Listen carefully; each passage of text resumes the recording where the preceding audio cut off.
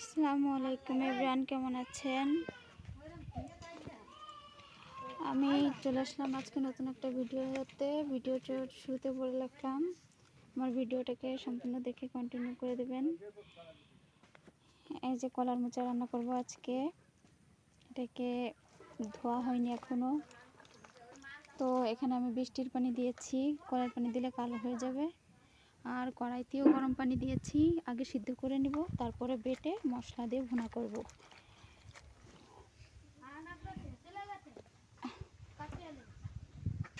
দিয়ে দিয়েছি কড়াইতে বৃষ্টির পানি, কলার পানি দেই নাই কারণ কালো হয়ে যাবে। আর কলের পানি দেওয়া যায়, আর্সেনিক মুক্ত কলের পানি হলে সমস্যা হয় না। যে পানিটাকে ফুটিয়ে নিয়েছি এই পানি, আর বৃষ্টির পানি বা পুকুরের পানিও দেওয়া যায়। তো আমি বৃষ্টির পানি ধরে রেখেছিলাম, সেটাই দিয়ে সিদ্ধ করে নিচ্ছি। যেহেতু এটা মোচার কষ থাকে, আপনারা তো জানেনই, এই কষে কালো হয়ে যাবে। কলের পানিতে দেখতেও চেহারাটা ভালো হবে না।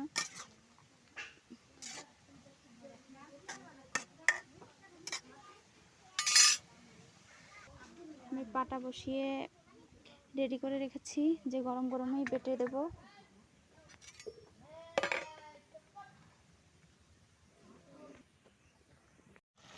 অলরেডি সিদ্ধ হয়ে গেছে, এখন এটাকে নামিয়ে নেব।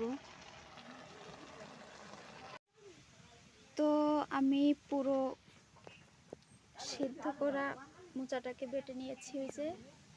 আর এখানে রসুন বাটা আগেই বাটা ছিল, আমি শুকনো মরিচ, পেঁয়াজ আর জিরাটা বেটে নিয়েছি। কড়াইটা চুলায় দিয়ে দিয়েছি, এখন তেলটা দিচ্ছি। মশলাটা আগে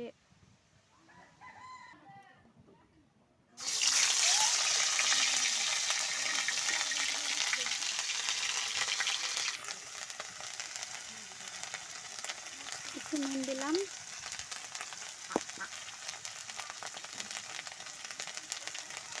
একটু হলুদ দিলাম মশলায়।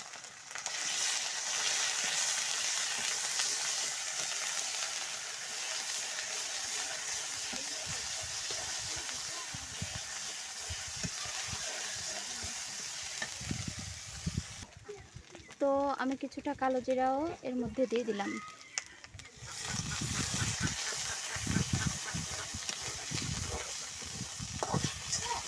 কালো জিরা বেটেও দেওয়া যায়, সেক্ষেত্রে আমি বাটিনি।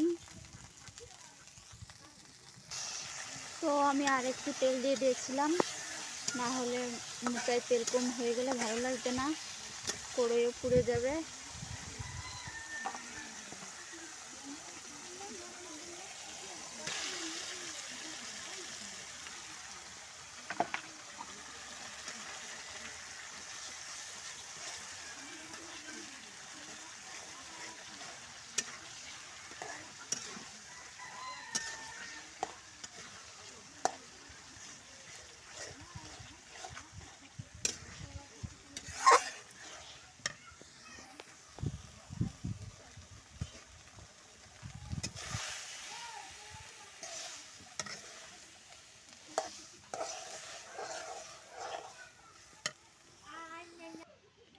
এই যে আমার গ্রামীণ পরিবেশে কলার মোচা রান্না করেছি। তো সবাই ভালো থাকবেন, সুস্থ থাকবেন, পাশে থাকবেন। আল্লাহ হাফেজ।